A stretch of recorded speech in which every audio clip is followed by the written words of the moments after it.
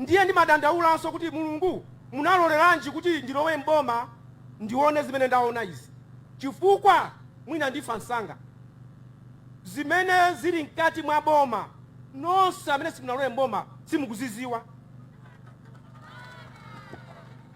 Mmango kayikira Mulungu akanasegula maso kuti muone zonse zili mboma cha lero mungana kuti ine uyu sindikamvotera ndikavotera uyuyu. Koma timabwera ndi mawu, inu ndikutenga mawu aja ndikuwagwirisa ntchito. Pamenepo ndi pamene pali tsoka la munthu, chifukwa saziwa za mumtima mwandani kodi mwa munthu. Ndikati kukusimikizirani ine kunena kuti ziko lino litapita patali kwambiri, koma amene akusokoneza, amene akuipisa si munthu winayi, ndi munthu amene ali mboma, ifeyo. Ndi ifeyo. Ndizikupasani chisanzo one by one. Mukachoka pano kumapita ku airport, mufana kupasani chisanzo. Kuchoka pano muzipita ku airport, ndiye mukayang'ane chakumanja, mukaona chamangidwe china chake chozungulira chokongola kwambiri, chimapezeka ku London. Paliso maiko chepa mu Africa amene ali nacho, chimabweresa ndalama. Munthu ameneyo mwini wake chimenecho anabwera kuno ku Malawi. Ndikuti ndinamva kuti Malawi ndi dziko lokongola kwambiri, ndifuna ndimutenge London ndimbwerese ku Lilongwe, ndifuna ndimange ichi chokongola. Ndikupita kwa akulu aboma ena, tabweresa plani iyi, tifuna tipange izi. Chimene chimachitika mboma ndichoti ma project opindulira anthu, ma project abwino ochokera ku maiko amalephereka chifukwa choti nakuti akulu fe mboma timati usanamange undipasepo kale zanga.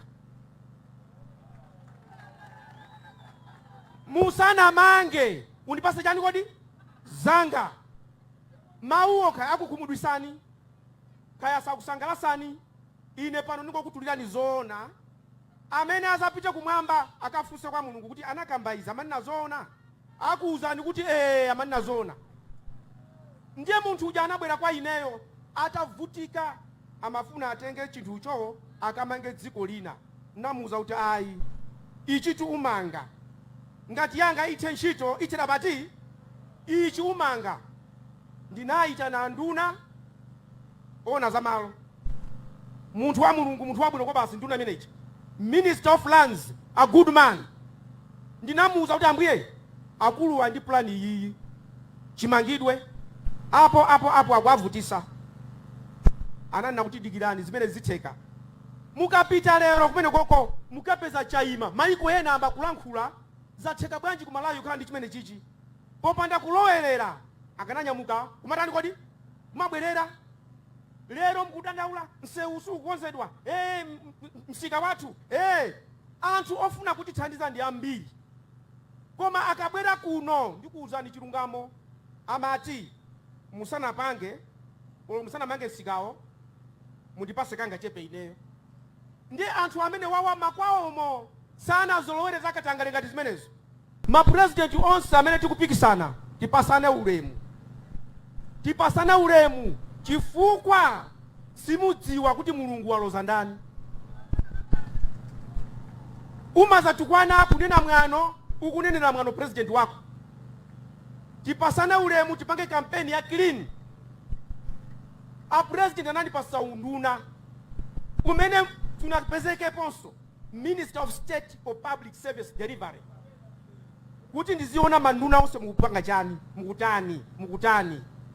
That's why ndikuna kuti zaona ine unali bwino ndikati ndisalowe mboma, chifukwa zandisintha moyo wanga. Nthawi zina inu mukugona ndi mazuka tukuta inu amenya ndi munthu weti, amenya ndi munthu zona ngapange zimene zijamenya ndi munthu, koma kumuona pa screen akamalankhula kuoneka ntchito zabwino ngero, pomwe ine ndikuzowa kuti koma iwe unatuluka ndikana kumenyatu ine iweyo.